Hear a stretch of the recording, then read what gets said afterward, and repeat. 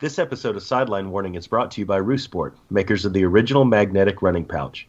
Whether you're biking, running, hiking, or even traveling, the Roosport clips to your waistband with magnets for an easy, convenient way to carry what you need without the bulk of belts or bags. Visit theroosport.com and use the code SIDELINE30, all lowercase, for 30% off their entire product line. Again, that's theroosport.com, promo code SIDELINE30. And now on with the show.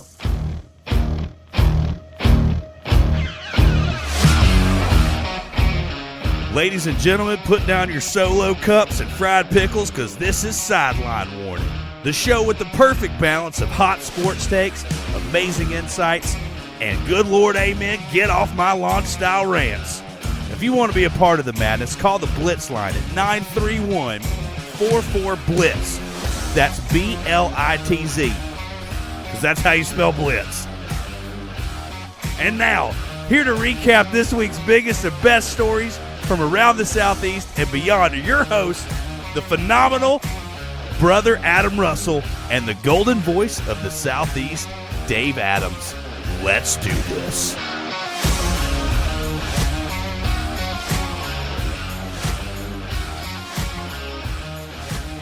And welcome into Sideline Warning, everybody. As always, you've got the one, the only, the golden voice of the Southeast. That's right, Dave Adams, coming to you live and in living color, all the way from the top of the state, Harvest, Alabama, because as always, I am on top of my game when it comes to the sports world. And I have brought my friend along to talk about sports because we're actually talking about sports in the early afternoon. It's a little weird. First off, all the way from the House of Mouse, St. Cloud, all the way from Florida, the phenomenal brother Adam Russell. Adam, it's weird to talk to you with the sun up right now. And our kids, your kids are at Vacation Bible School. My kids are at dance. What's going on, man? I have no idea. Yeah, I haven't even eaten supper yet, and we're going to be done. Well, I don't know what to do. I'm not truly by myself. My dog is, well, right behind me. Yeah. And, you can see Max right there, the golden retriever of the Southeast. So I will warn our listeners, if you hear squeaky, squeaky, he's got his little toy duck in his mouth. So it's Audio Veritas. You're good. Audio Veritas. It's not me. It is Max. But what's not me? Just in case anyone was wondering if Dave was sitting there squeaky, squeaky while he was, I mean, that's not the first time someone's thought that. But if you're wondering why I'm so jacked right now, why I'm so amped, well, first off, I'm always amped at the beginning of every show. But I just came off of a long day of work. We have started working on a 980 schedule, which means on Monday through Thursday, I have to work 9 hours a day. I've been at work since 6:30 this morning, and I'm amped to not be at work right now. So I'm jacked. I'm ready to talk sports, and we've got a lot of stuff to talk about today. Oh, yeah. Adam, what was your feedback you heard about our esports conversation last week? Because I've heard quite a few things. I've heard a few viewpoints. I think that everybody – I don't want to give away any spoilers, but I feel like everybody lands somewhere between the two of us. Imagine that. I know, right? It would be almost like we're unrelated at birth. What? There you go, dropping the bomb, man. I got to get that plug. Every week before we drop the show, I've got to get the plug in there. We will have a new podcast coming out soon. In fact, we might get a text while we're recording that the lyrics for our new Unrelated at Birth theme song is done. Well, the first draft at least. So if you hear laughter over the phone or over the mic here, you'll know what's happening. Yep. But anyway, I've heard some good feedback, and actually, we asked for calls. We asked for people to give their thoughts about esports. I put the word sports in quotation marks. And we got two calls that were great. I couldn't have said, well, the first one I couldn't have said it any better, but the second one, yeah. Anyway, so the first call is coming from a buddy of mine at work, Brian Fussell. He is from here in Huntsville. He actually himself is a competitive gamer. He plays Halo a lot. He plays it on PC. But we're going to play that call now, and then we'll talk about what Brian said here in a second. So here is Brian Fussell. Brian, take it away. Yeah, on the topic of are esports really a sport? I think one thing to note is that esports aren't really trying to fit in as a typical sport, but act somewhat as an alternative sport, if you will. Think of them like e-cigs and cigarettes. E-cigs aren't cigarettes, but are similar and serve the same purpose. While e-cigs lack the tobacco that makes a cigarette, esports lack that athleticism that makes a sport. You know, Sports and esports both require a high level of skill, a ton of practice and a competitive drive. And on a professional level, they both serve the same purpose. And at the end of the day, they provide entertainment to the target audience and serve as a marketing platform. But all that being said, as both a sports and an esports fan, I do think the term esports is a bit corny. Personally, I prefer the term competitive gaming, but I just want to throw my 2 cents in on it. Yeah, I actually think that he agrees with me a little bit more on this, Adam. I know you're going to take the win on this because you have the A and B categories last week, but I truly think that this was a win in my book because I think that Brian sees this as not a sport. Yeah. He doesn't want to call these gamers athletes. Like I made the I guess distinction last week, and I really think that I like the way he says it. I don't like the e-cig market. I think that it's preying on younger folks trying to make it cool. But I think that the way he makes that distinction is a little bit better. I think, e-cigs are not cigarettes, but they're sort of like it. And, esports are not sports, but they're sort of like it.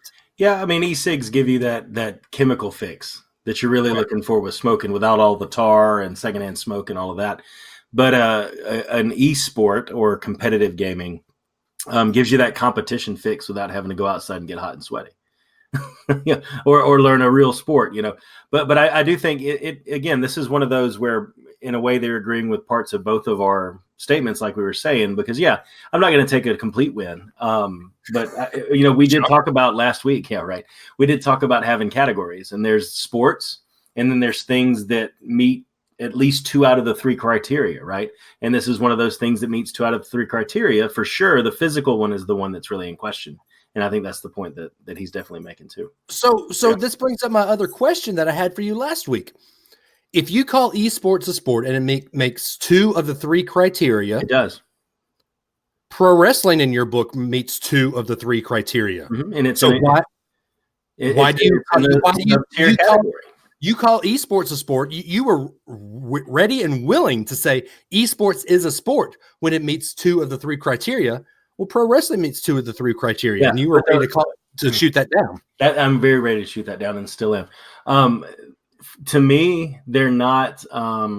What's the right word? They're not level criteria. They're not equal. If something is missing, if the 1 out of the 3 it's missing is competition, you can't call it a sport. Like that's almost like the price of admission is there has to be a winner and a loser that aren't predetermined. So by that right, the NBA may not be a sport. Unless Drake's around because he seems to be helping the Raptors. But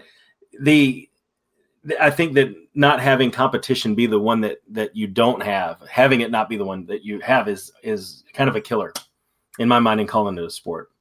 So I think esports probably are more so, even though they aren't physical, because there's a competition. It's not predetermined. It's not written ahead of time. So yeah. Well, speaking of killer, he says, I just texted with BK, and he says he wasn't yelling at me.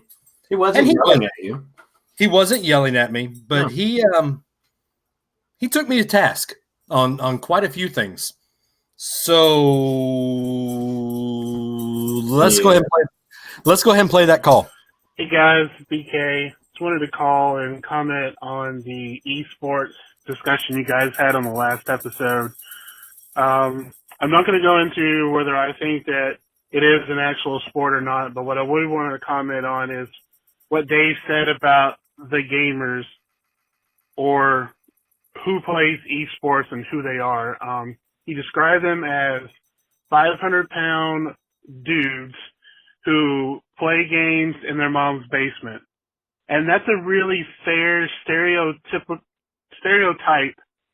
description of these players. Number one, girls play these sports too. There are a lot of women esports players, and they're very, very good at the game that they play. All the other people, what they've done is they have taken what they love, their passion, which is video games.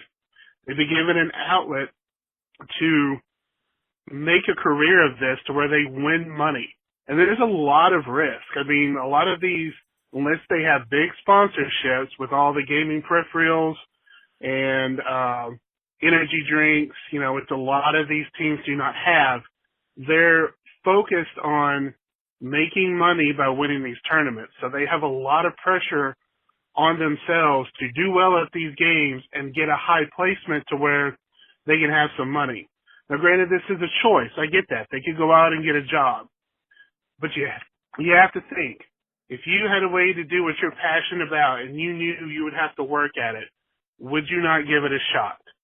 Absolutely, you would give it a shot. And I think it's a discredit to these esports players, men and women, or these esports players and all of the organization that they have built from this point.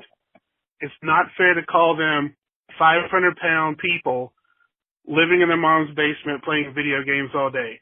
They have taken a passion, they have made it a career, and they're doing very well at it because doors have opened. They have opened these doors themselves. So I hate to be a real downer. I was just disappointed about that, but I get it. I just really wish you would have opened your eyes to see what esports means, how much money it's getting, and what it's done for not only the players of the esports, but also for the fans, and see that their dreams can also come true if they work very, very hard on it. I'll talk to you guys later. Nothing? Yeah. So BK, first off, love you, brother. Love you like a brother. That's sweet. But so I said the 500-pound man thing kind of just as an exaggeration. And what the crap is Max doing behind me? I don't know. It sounds like he's jingling the keys to the prison cell at the bottom of Pirates of the Caribbean. Oh, man. But I was wrong for making the exaggeration of the 500-pound man living in their mom's basement. I was making that point, though, about the athlete thing. Yes, what these guys are doing, guys and gals, like, I'm sorry, BK, what these guys and gals are doing is living out their dream and making money living out their dream. I can't fault them for that. But what I can fault them for is calling themselves athletes and people that play sports, because you do not play a sport. You play a video game. Sorry, go ahead. I love what Brian said earlier. Brian from work, not Brian from Jasper, Cincinnati, Cleveland. Fussell, not Russell. Yeah. Fussell, not key. But I like how he called it competitive gaming, because he takes the word sports out of it. If you call it competitive gaming, I am all for what they do. But also in that sense, Brian or BK makes the point, they've got sponsors. They're sponsored by energy drinks. Well, so is NASCAR. Yeah. And at this point, I don't consider NASCAR a sport, because a lot of what they do is just it's been. Let's put it this way: I would be more ready to call e-gaming competitive sports than what I can call NASCAR what it is a sport right now, because NASCAR's crap right now. Oh, right now in its current state. Yeah.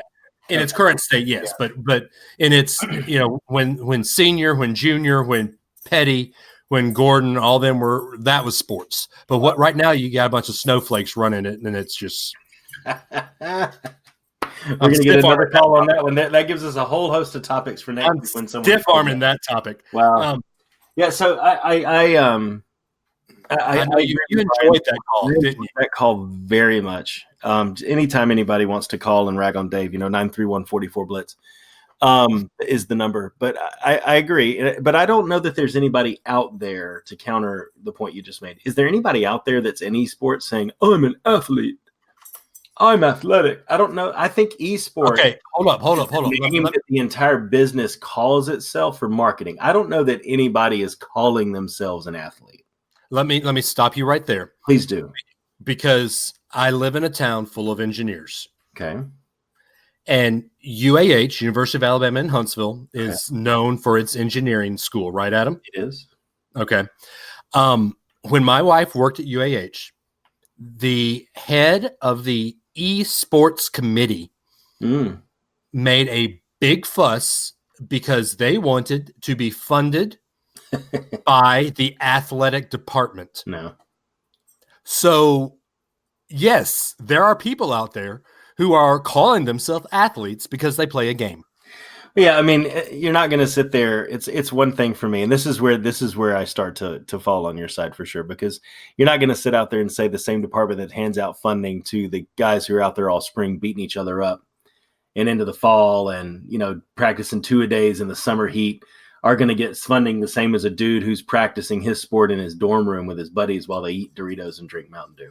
I mean, I agree with you. Not that they weigh any certain amount and not that it's only men, but I played enough of those video games, GoldenEye, in the dorm with you guys enough to know how that goes. I do agree with you in that regard, that you're not going to have like ESPN all of a sudden has the top 25 esports recruits in the collegiate level, and you're going to start showing signing day for esports and scholarships and walk-ons. No.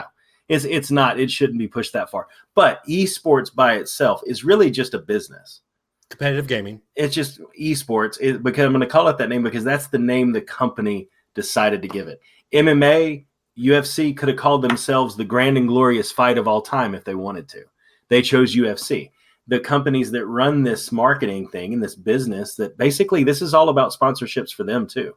They don't pull all these people into a room and have them play games with each other because they're doing it for free out of the goodness of their own heart. They're making money too. They're getting TV money too. And they've chosen esports. Now, the nerdy guy from UAH aside, and if he listens to the show and you can get him on to call me and say that he's not a nerd, feel free. But I'm just assuming based off the story. Hey, shut up. 99% of engineers are nerds. And I'm the 1%. Is that what you're saying? Thank you, Dave. I mean, I didn't say it, but but I just at the end of the day, it's the name they've given it, like the NBA or the MLB or the NFL. It's the name they've chosen. But anybody that does call themselves an athlete, I agree, it is missing the athletic component. Totally agree. And I agree you were off base for every comment you made last week, like Brian said as well. Not every comment, just being over stereotypical. How's that? Exaggerative. Is that there you go. It is now. It's on Sideline Morning. Done. So, Adam, without naming names, because I don't know if they listen to the podcast. Yes. When you lived at Rose Towers, what sounds would you hear till 2, 3 o'clock in the morning coming out of your roommates? Talking on his headset. Yeah, that was Delta Force, man. I know. Big deal back in the day. Would you consider that roommate an athlete? No. He was competitive at his game, wasn't he? And if he could, he probably would have been sponsored. And he probably would have made a living off of it too, because he practiced that much. But yeah, no, he was not an athlete. Okay, that's all I need to know. There you go. Okay, I can't believe that this topic was the most controversial topic we've had for 2 weeks. I know, it's the most controversial topic we've had on Sideline Warning for probably its entirety. I love it. No, I think that the topic where I said that Tom Brady is not an elite quarterback, but that's another topic for another show. I'm good at hot takes, aren't I? You are, yeah. So really, that wasn't the meat of the show, although we spent 15 minutes talking about it. Yeah. Gosh, we've spent 45 minutes over 2 shows talking about esports. Yeah. Per pound, pound per pound, it's the heaviest topic we've had. Sorry. Go ahead. You're not going to leave that one alone, are you? Full disclosure, BK has a gaming podcast. So I probably should have consulted him before I talked about no, it's more fun when it's just live and raw like that, man. I mean, you lost a friend, but hey. I didn't lose a friend. Come on. All right, fine. BK, call in again. Say we're cool, please. Oh. All right.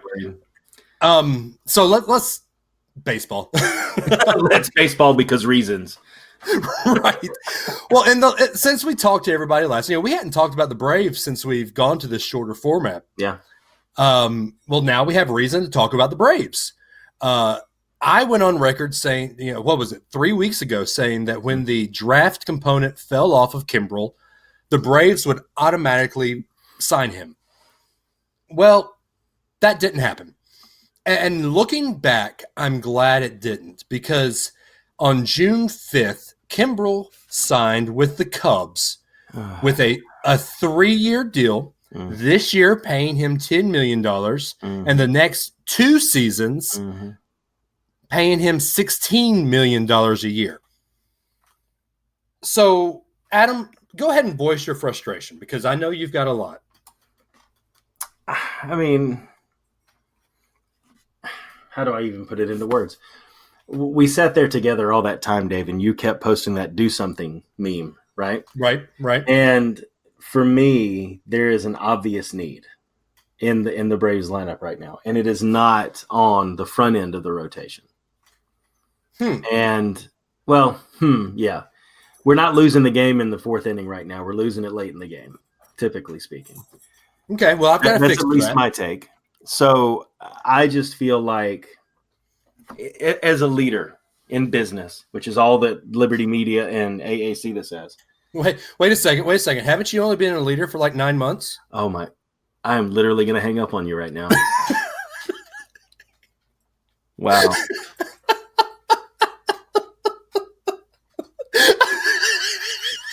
I'll edit that out. Ooh. Or should I? Ooh, okay. So, David, I don't think I am going to edit that out. So, David, does he listen to the pod? It's been 9 years. Thank you very much. And so, if I may return to my original point, in business and as a leader, sometimes you have to make the decision that doesn't seem like it makes the most sense, because of expectations and things that you realize are going to solve a problem, even if it's not, what seems the best on paper. Right. And Liberty Media and the front office of the Braves right now run everything off of spreadsheets, because it's cheaper to get Kuchel, no doubt about that. We haven't talked about that yet. We can't talk about that yet. I'm sorry. So, you asked me to voice my frustrations. I'll voice half of my frustrations. So, and they're all going to be at you now, by the way. Hey, come on. So my thing is, we waited for a long time, right? And they ended up not moving, obviously, because, like you said, Kimbrel went to the Cubs. And sometimes it's better to meet the expectations of the people that, he doesn't report to the fans, but ultimately they fill the seats, right? Sometimes it's better to meet the expectations of the people who are paying your salary, in the sense, than it is to do the most fiduciarily responsible, or what seems like a no-brainer to you at the time. And I will actually reach out to our I Am Geek buddies, and I'll use The Last Jedi as an example. Sometimes you have to write the fanboy theory into the script to shut people up and make them happy, rather than being a creative person and putting in the story that you think sounds cool at the moment. There'd be a lot more people happy with the Star Wars universe right now if they wouldn't have killed off Snoke, for example. Spoiler alert. I think this is the same thing.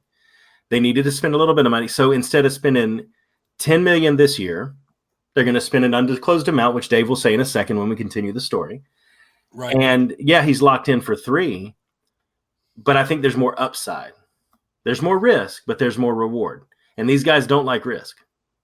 Well, let me ask you this. Let me ask you this. So, the last time we saw Kimbrel, was in the World Series for Boston, and he was giving up home runs. Okay. In fact, in 2018, he gave up.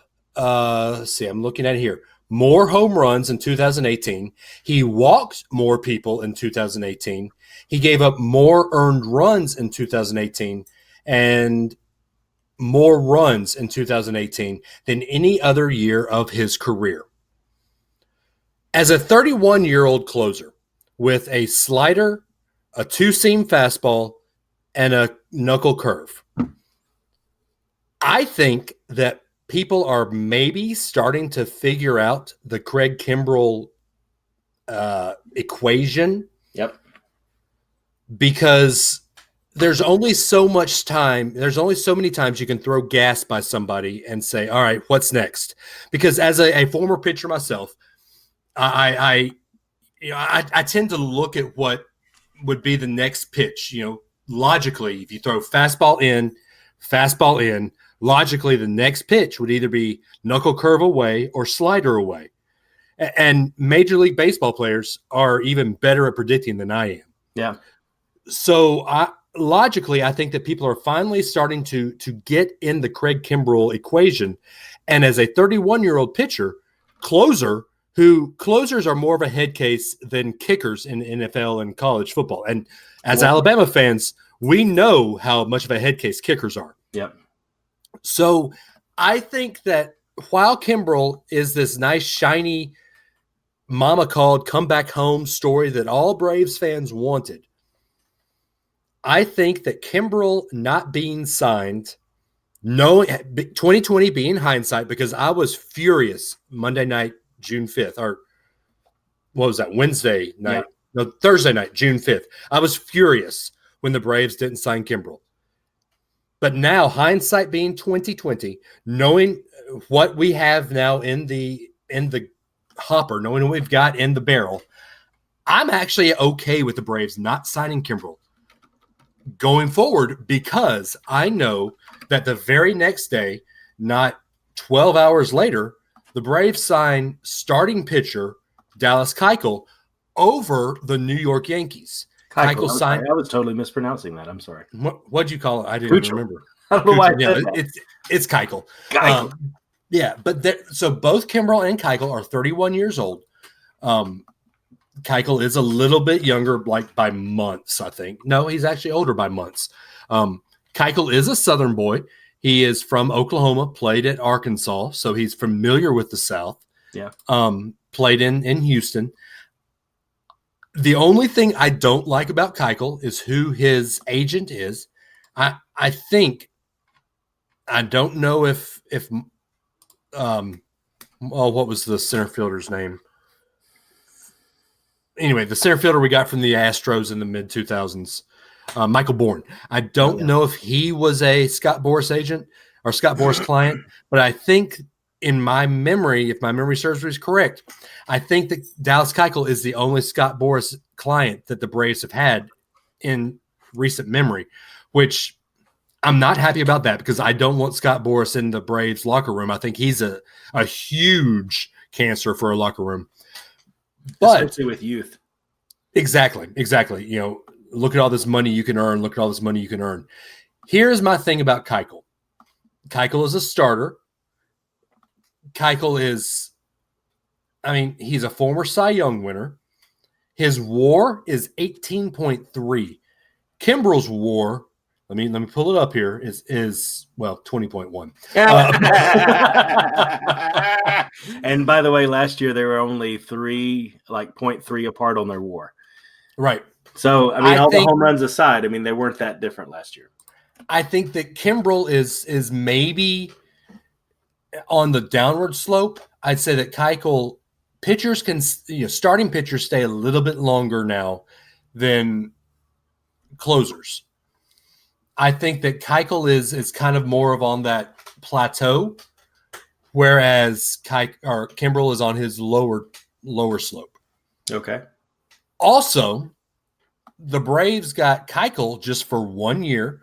All they have to pay this year is $13 million, which is, is pennies. And Keuchel today came out and said, hey, if the Braves want me, I will possibly sign a multi-year deal. Because his agent told him to say that, yes. Well, yes, probably. But the Braves are not on the hook for 2 more years. The Cubs are now on the hook for 2 years. We don't know how good Kimbrell is with the Cubs. The Cubs are in a very, very tough division. The Red Sox were in a very, very tough division. And Kimbrell did so bad that the Red Sox did not trust him in the World Series last year against the Dodgers. So I think that the Braves got the better half of this deal not having Kimbrell. Because now if Kimbrel is bad this year, the Cubs have to pay him $16 million for the next 2 years, no matter what. Yep.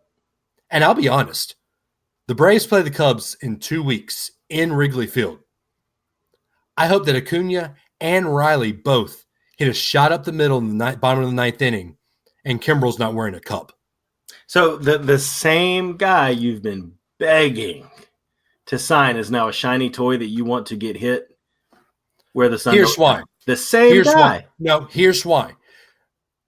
This has proved to me, I first thought that all this was about the Braves not wanting to give up that draft pick.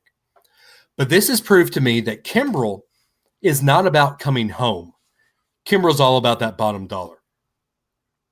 Now, while I am all about competitive gamers going out and getting their money, living their dream, you're not making $16 million a year throwing probably 9 pitches at most in every other game.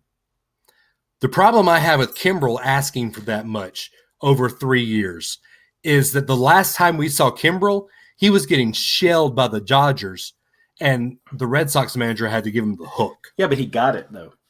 So why not ask for it if you can get it? Theo Epstein is being a Okay, dumb but why not donkey. ask for it if you can get it? Fine. Right? Ask for Because it if you can get it. but But what if you it's want to proved come to home, me- hold up, Pat. Hold up. I'm gonna turn it into if you want to come home, then you make every effort to come home. If mama's calling, you make every effort to answer her call. You can talk now. Can I talk? I just wanted to make sure. I wanted to give you a nice little dramatic pause. Yeah, I get it, man. We're tied right now for first, right? With the team that shelled out an inordinate amount of money on one guy, right? Right. And I know that it looks like we don't need the things that we said we need now. Everything looks fine. We might even win the division. Who knows? But it's June. Right. And we still have a problem. We have an offense that can score, but we don't have a late rotation that can stop the other team from doing the same thing. And you know how you fix that problem? The Braves have already done a little bit to fix How it. do you fix it consistently? Okay. Who has now been one of our best guys coming out of the bullpen? Tell me. Sean Newcomb. Okay. Tuki Toussaint, who Okay. as starters got shelled at the beginning of the season. Okay. But now they are one of the more consistent guys in the back end of the bullpen. Okay.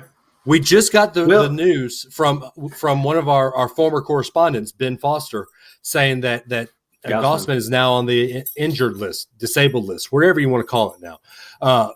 When he comes back, I almost guarantee you either Gossman or Fulte will be bullpen help. Okay. So let me ask you this then, Dave. So Tukey and Newcomb and all those guys they end up developing. Best case scenario. They end up developing. We didn't sign Kimbrel, but we got Keuchel. And so we've got another person who can start the game and go 6-7 innings consistently, maybe, and do well. 8. I mean, his first game in Gwinnett was great, right? It was Rome. Yeah. Oh, Rome, sorry. But what about next year? Josh Donaldson's gone. He's been really good for us. Alex Riley goes to third base. Who? Who's gone? I just AA is just a Band-Aid guy. Okay. He's a Band-Aid guy. Let's move your theory on. Josh Donaldson's gone. Yes. Great. That means that Riley goes to third base. Christian Pache moves to left field. Okay. If you don't know who Christian Pache is, look him up in Gwinnett. He is killing it in the minor leagues right now. Next. That's Who's good. next? Because I like people that are unproven. It always pays out really well. Alex Especially Riley for was the Braves unproven. lately. Alex Riley was unproven before he came up. We got lucky with Did we Riley get and lucky with Ryan Acuna and all these guys. Our We got scouts lucky. did their It's going to job. continue. It's going to Our continue. scouts did their Our job. scouts man. don't do anything in baseball, man. Come on, you've seen Moneyball. He's got a nice baseball body. Don't get me started on that, man. They got lucky. The luck's Are we going to really run out having this eventually. argument? Their luck's going to run out eventually, and these one-year contracts to Band-Aid while the guy, quote, develops, eventually it's not going to pay off. And we're going to be Did left Riley with a develop? hole. Did Riley develop? I'm not Did saying that Acuna he develop? didn't. I'm saying eventually you're playing my theory out to every Did Mike 1 year. Soroka develop? Did Max Hang Fried on, develop? hang on. Can I finish? Can I finish? Can I finish? But play the theory out. Fine. The strategy that the Braves are employing in what you're telling me is that we're going to sign veteran players for a year to fill a stopgap, to let people from underneath develop up in one season and then be the prime timer that's now signed on for multiple years. Not the prime timer. You said both Alex Riley, he's now there. Acuna's now there. This A-Rod's Cucamonga guy not you're talking about coming up from Gwinnett. Christian Pache. I'm just saying, those are three play. That's a third of the guys on the field at any given moment that weren't with the team, a year, 2 years ago in Atlanta? And aren't now in Pachucha's case or whatever his name is. I don't even know what you're talking about. I'm just picking on you now. Christian Pache. I'm just giving you a hard time. But that is the strategy then, is we're going to stopgap with a 1-year contract and let guys develop up. And eventually it's going to leave a hole. Sometimes you have to pay the money to get the guy that fills the gap this year to at least stay competitive, next year to win and get in the playoffs, and then the third year to win the World Series. If we keep doing this 1-year stopgap stuff, it's not going to pay off, but 5-10 years down the road. Do you have the patience for that? Are all of these guys going to be here in 10 years? How's that working out for your Angels there with Mike Trout? Gosh. How's that working out for San Diego with the Angels aren't putting together a team to win a World Series. Yeah, the Angels know that their bread is buttered with Mike Trout. How's that working out with San Diego and Manny Machado?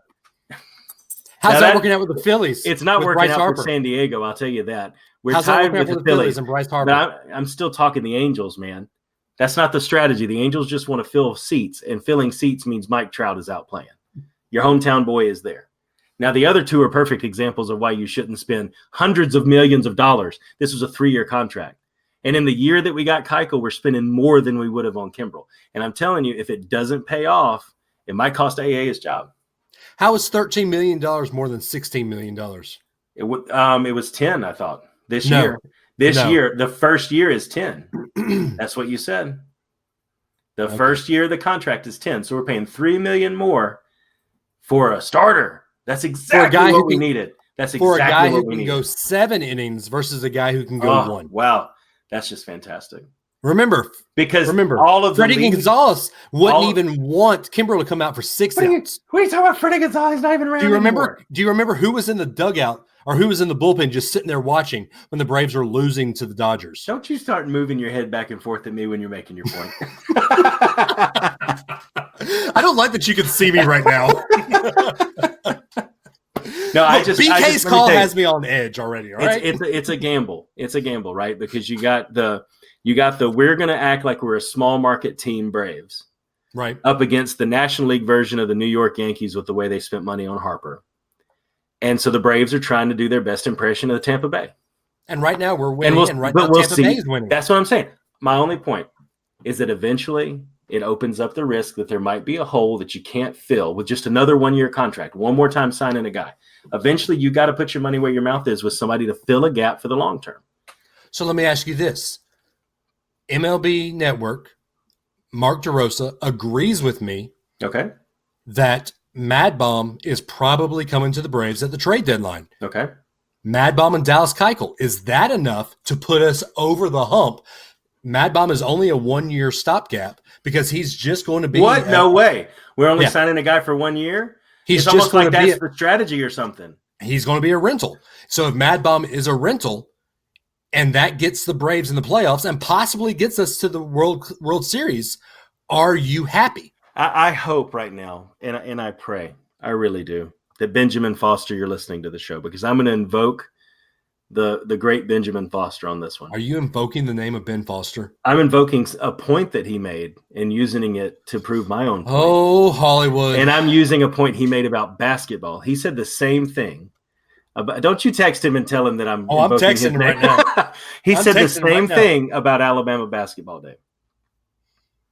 Okay. Do we want to win now or do we want to win later?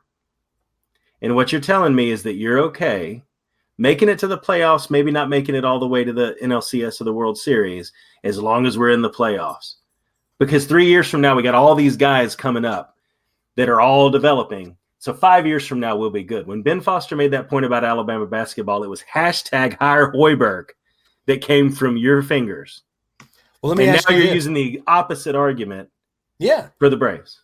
Because that's what you do. That's what we do on Sideline Warning. I am. I'm making that argument right now because the Braves have the pieces in place. No, they don't. Right now, we're tied for first. No, we are tied it's June. for first. It's not even that hot outside yet. Are you kidding me? It's been hot the last couple of weeks in Huntsville. And I know what the weather's been in Orlando because I watched the YouTube videos. Wow. I watch people sweat on YouTube. So it's hot. The Midsummer Classic is here. Yeah. We are midway through June. We're halfway through the year. I'll close all of my points and all of my rambling by just saying, if it pays off, good on AA.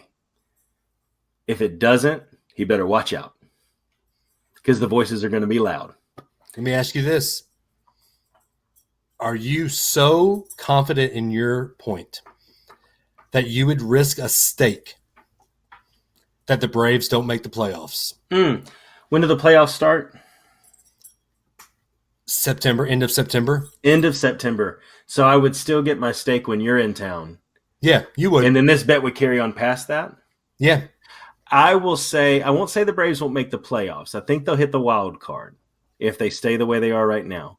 But they will not make it past the first round. So you don't think the Braves make it past the first round? No. So they lose in the wild card playoff game. That's the first round of the playoffs. That's probably going to be.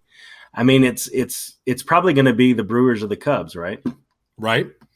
Because the Rockies stuck. The Braves against Kimbrel. Yeah, you know what, Dave? I'll take that. All right. I'll make a stipulation. If it's how about this? If it's the Brewers, I can't. No, we can beat the Brewers. Come on. No, past the first round. It's got to be your stake bet. That's got to be the stake bet. Yes. Okay, fine. I'll just do it. What the heck? All right. There you go. All right. So it's on here from here. Especially if it's the Cubs. I tell you what, I'll do a stake bet that they don't make it past the wild card playoff.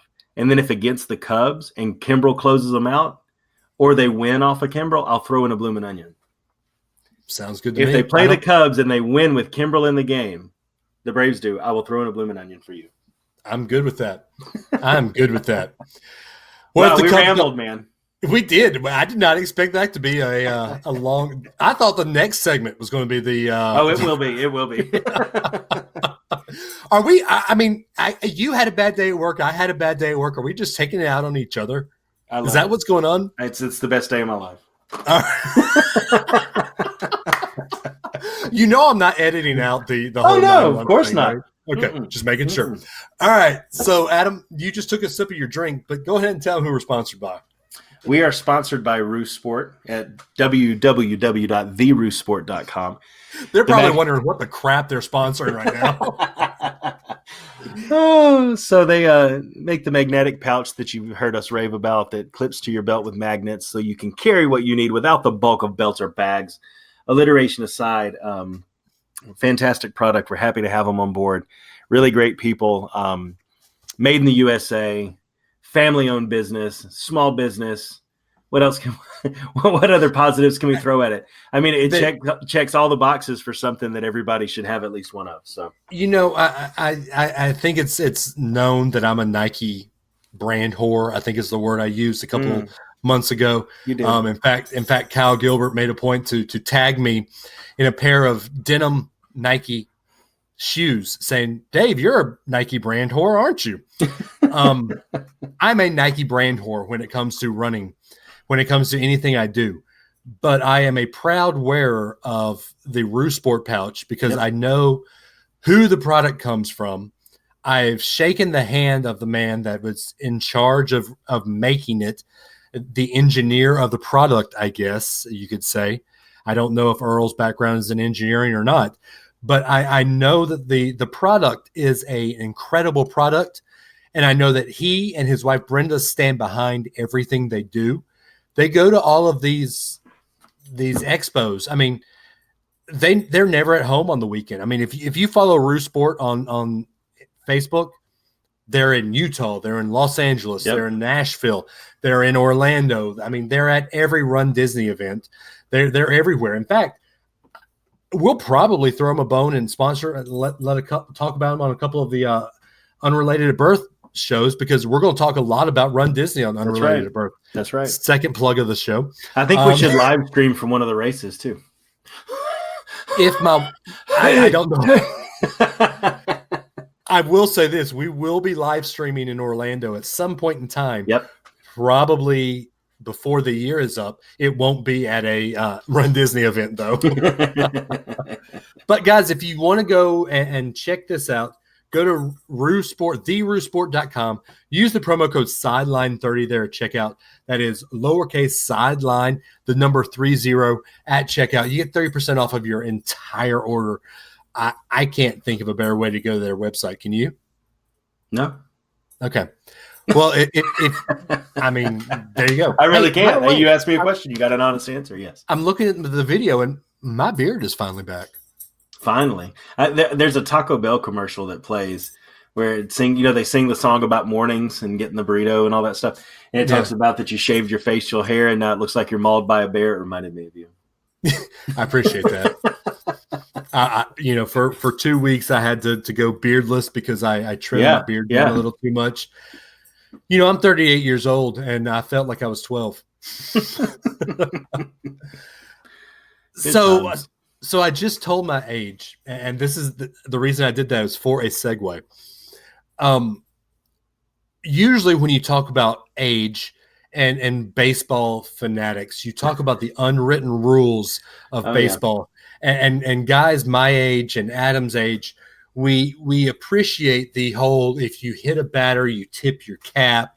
If you hit a home run, you don't stare at it. Yep. If you blah, blah, blah, blah, blah, blah, blah, blah, blah, blah, blah, blah, blah, whatever.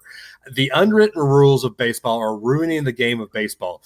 I said it. I'm an old man, but I agree with the millennials at this point. Oh, my Adam, gosh. You have a point. You didn't warn me about this. Go ahead, my friend. No, you make your point first. No, you were the one that brought it up on Facebook. You sidelined me saying that you agree with millennials on the unwritten rule of baseball, and I'm supposed to just launch into something? Yeah, go ahead. You are absolutely nuts. All right, so let me say this. 4 simple words. 1, 2, 3, 4. I hate bat flips. I'll say it one more time. I hate bat flips.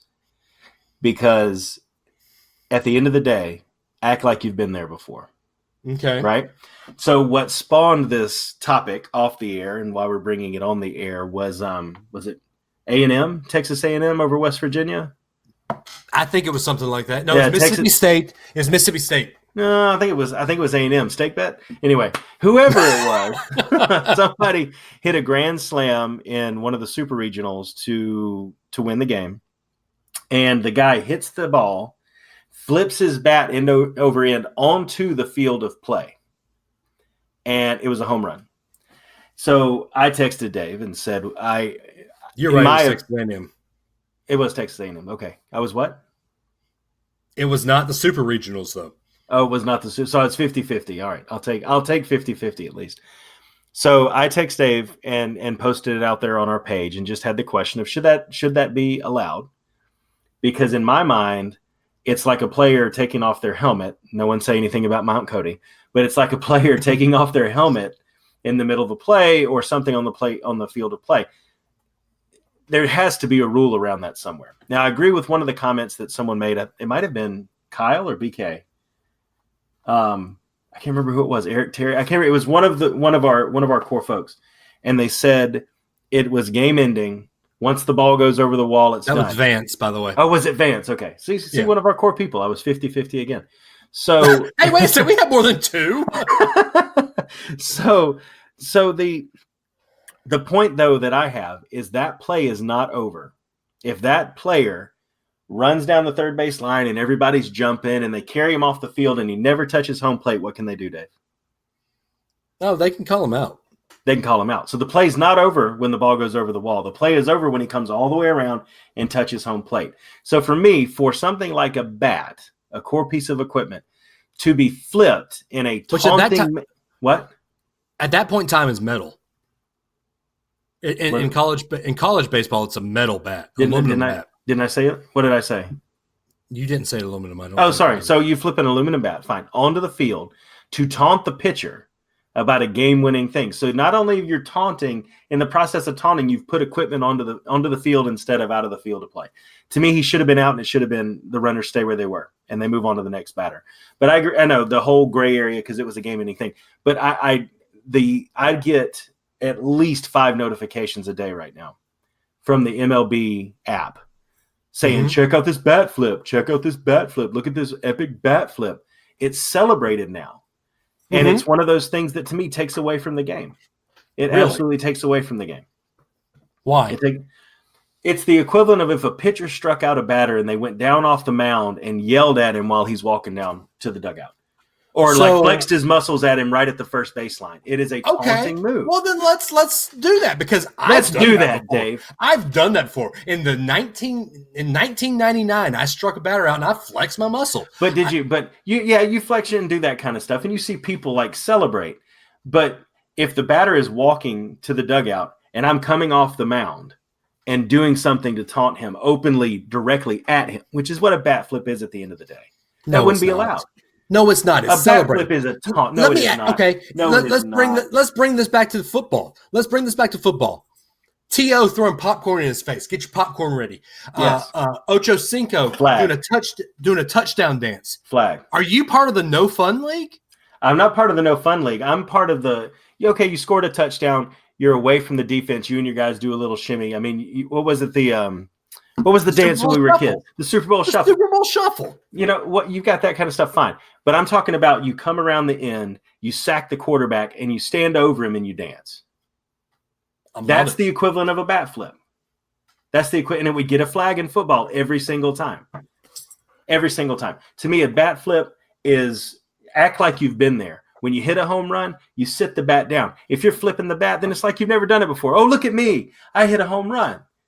It's just ridiculous, man. The hashtag this year for the MLB is hashtag let the kids play. Okay. These unwritten rules need to be gone. Okay. Okay. So the unwritten rule that if a pitcher brushes your guy off and brushes him back, you're not going to brush him back, and the next time he's up to the plate or his star player's up to the plate. If you do, you're gone. Let me ask you this: so if when Urena pegged Acuna last year, yeah, right, and then Gossman gets up here this year and throws behind him, the umpire throws him out. Yep. The unwritten rule is Gossman's supposed to peg him. And he didn't. But are you okay with Gossman going out there and throwing behind him? If I'm a teammate of the Braves, Gossman wasn't trying to hurt him, but Gossman was trying to prove a point. Gossman was mad that he didn't hit him in the butt. Gossman was closing the circle. No, Gossman was trying to peg him. No, I know, but what I'm saying is that the action that he took, he was closing the circle. You did something wrong to our guy. We're coming back now. We're doing something wrong to you. And is that wrong to you? Is that wrong to you?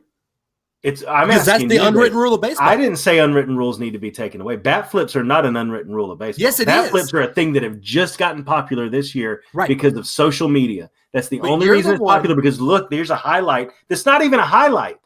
Why am I getting a notification that somebody flipped a bat? Why? So you're telling me in 2011, when Bautista hit the home run off of Texas to send the Blue Jays on to the next round, looked at the ball going up and flipped the bat back to the home dugout. That wasn't cool to you? No. Act like you've been there. I understand that Bear Bryant is somebody that we both look up to growing up. One of his quotes was, act like you've been there before. Play with class. That was another one. The problem is that was back in the 60s and the 70s. Times have changed, my friend. When you wear that A on your chest, when you wear that A on your finger, does that not show some pride in your head?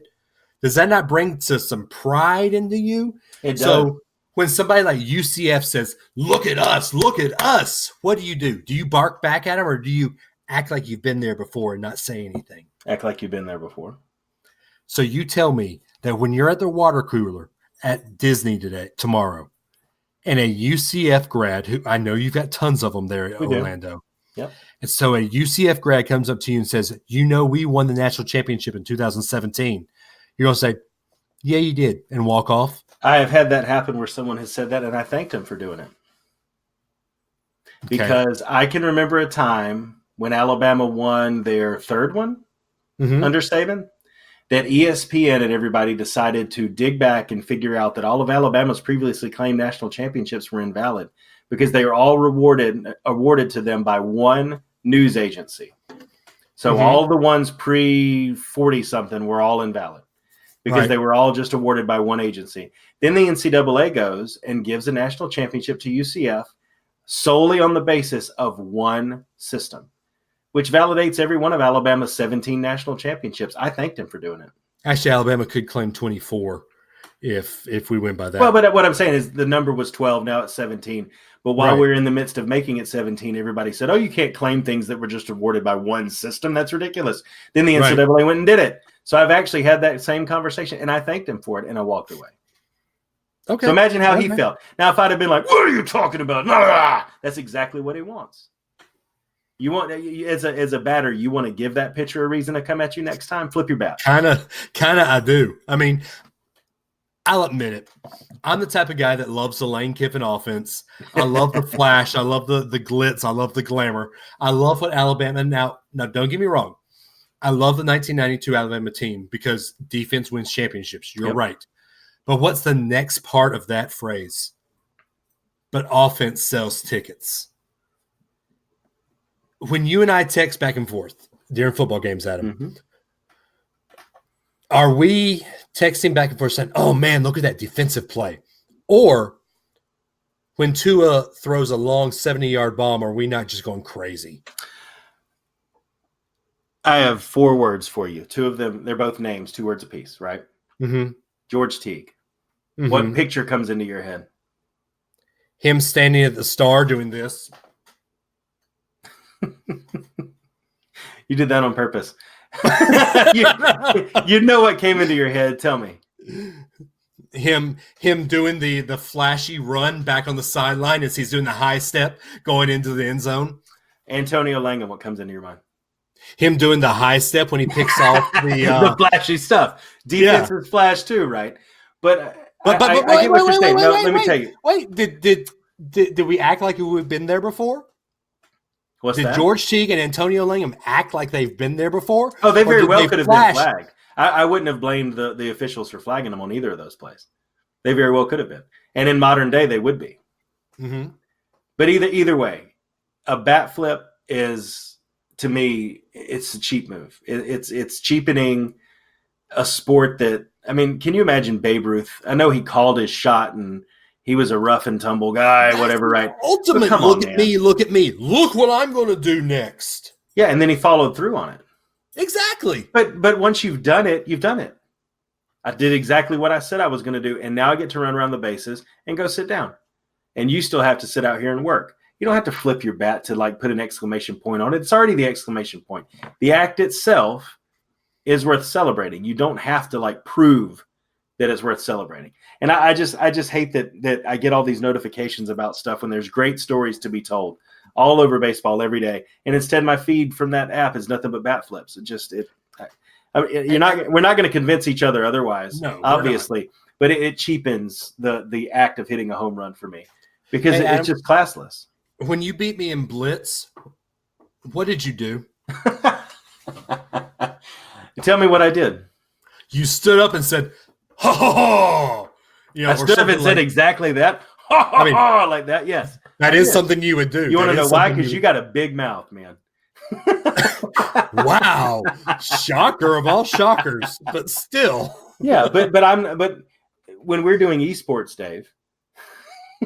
I suck at it. When we're playing esports, there's nobody there to flag or like there's not class. I mean, there's not like tradition or anything like that. It's Did you act like you've been there before when you beat me with the Eagles? It was impossible. Well, it's impossible to win anything with the Eagles typically. So yeah, I've never been there before. But I get what you're saying. But you said earlier, talking about how much these guys make and all of this kind of stuff. If the guys do a bat flip, whatever. just can we stop celebrating it and treating it itself like a highlight? Here's the stupid. deal. It's stupid. This is why I like. Can you imagine? What if a pitcher started doing a glove flip every time he struck somebody out? It's stupid. Hey, Adam, as a Braves fan, what's one of the greatest pictures in modern Braves history? Sid Bream being safe at home. Okay, I was going for that same year. Yeah, but you did the same thing with George Teague to me, so there you go. Yeah, you're right. Greg Olson jumping in John Smoltz' arms after John Smoltz pitched a complete game. I'm not saying people shouldn't celebrate. But that's what a bat flip is. No, that's a bat flip is an open taunt towards the pitcher. A celebration. It is an open taunt to the pitcher. So as a Braves fan, when Ronald Acuna, he should be out. He should be out. Yes, it is an open taunt, man.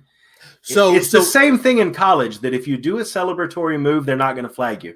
But if you do a celebratory move that brings attention to yourself and taunt the other team then it's a flag. This is the same thing.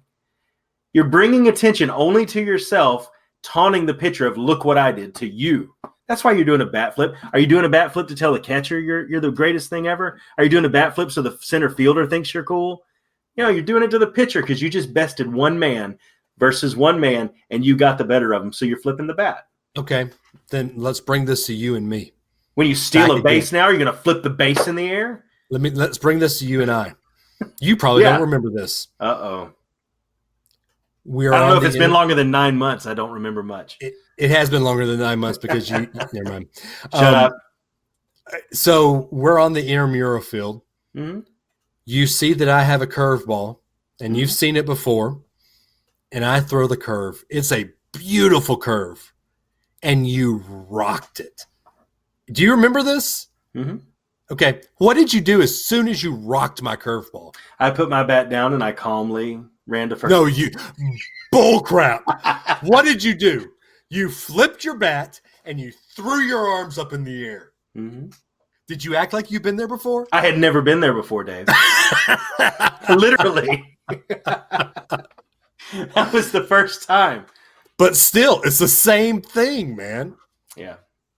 So there you go. Are you basically saying that you don't follow the same rules that you expect Major League Baseball to follow? One time when I was 19, I did not follow the same rules that 20 years later I expect grown men to follow. Yes. You are correct in that statement, Dave. Okay, it's a crap move, man. A bat flip is just a crap move. I'll never get behind it, and I guess it's one of the realities of baseball we're going to have to deal with. But it is. It just. I mean, it's like if you score a goal in hockey, you can do a stick flip now. I mean, it just they do. They roll down the field, they skate on one knee, and they do a little. Yeah, the fist pump is one thing, but you're not like standing in front of this guy like flip you. How many times can I make? I mean, my son flips bottles. That's what it reminds me of. Is my son likes to flip bottles because of YouTube. It's a main thing, man. When a goalie lets goal pass in the NHL, what do all the fans do? It's all your fault. You. It's the same thing. Instead of the entire crowd getting behind it, it's just one guy saying, "Hey, pitcher, look, I owned you." Yes. So you're admitting that it is a one-on-one singular taunting act in order for one person to bring attention to themselves. Yes, I'm okay with that. So you would be okay with it being okay in college football now too? Yeah, If when Tua throws a touchdown, he runs to the cornerback that Jerry Judy Burns and get in his face and was like, "Touchdown, baby," you would be okay with Tua doing that in an Alabama jersey? Kind of. Wow. Oh my gosh, man. I mean, so you're not anywhere close to like Bear standard anymore. Bama's not Bear standard anymore. We're Saban standard now. Wow. I mean, wow. I tell you what, when Dylan sends his lyrics for our other song, I got some lines he can add in there now. This isn't Bear's team anymore, Adam. Wow. This is Nick Saban's team. It will always be. He set the bar, man. It will always be his team.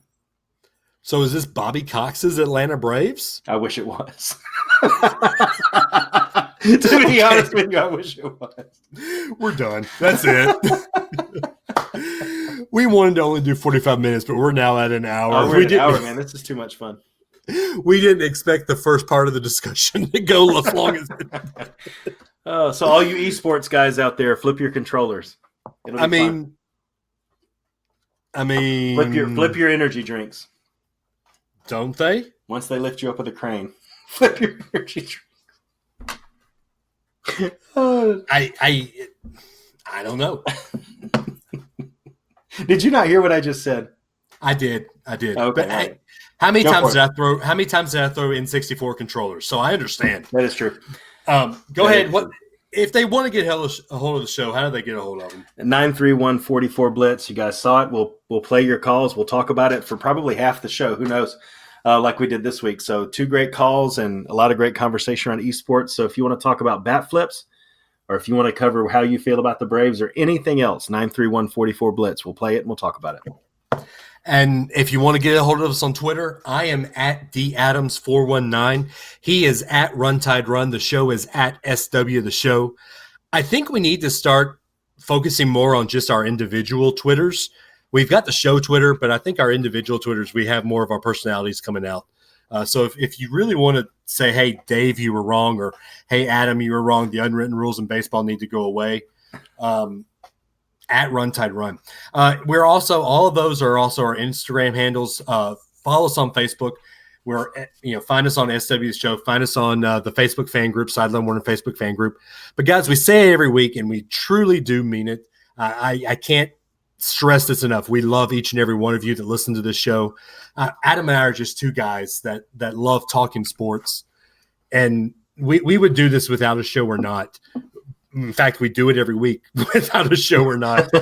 But we love the fact that y'all take time out of your day to listen to us. You take time out of your commute. You take time out of your work day to listen to what we have to say, and you actually interject with us as well on the Blitz line or on Twitter or whatever. So we truly do love each and every one of you guys. But guys, we say it every week and we mean it. We love you. Roll Tide. And since we talked about them a lot this week, chop on. We'll see you guys next week. Now that we're done, I'm going to go flip my mic. He will too. Talk to y'all later. Bye.